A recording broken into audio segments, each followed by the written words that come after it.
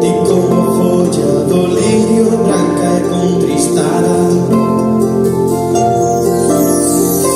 que eres fadas en nome de tan dormentes miradas, de tan doridas sonrisas que viña tan cándida.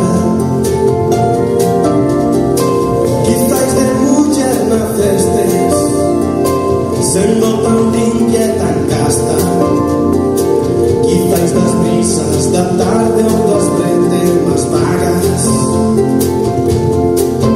quizás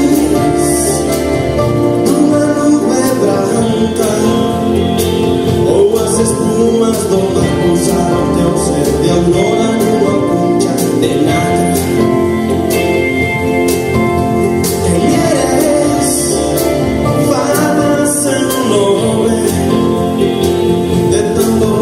Miradas doridas, sonrisa feito viña tan cándida.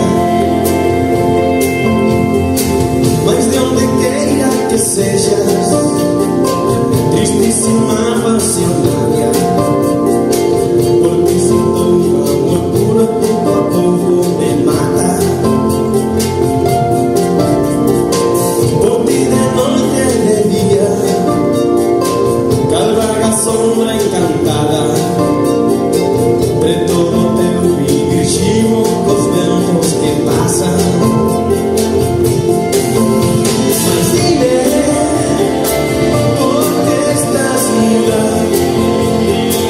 e por que estás solitaria, porque vives no monte dos pajaros que cantan.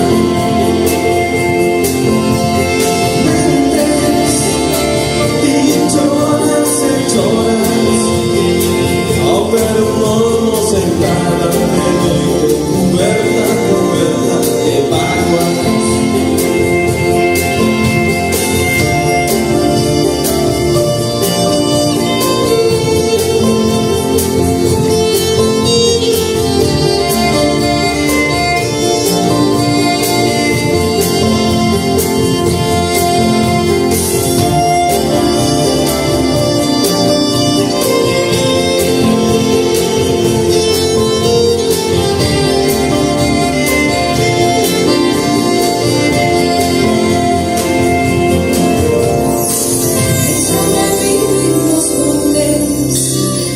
Déxame estar solitaria, déxame cos paxariños de redor de min cantar,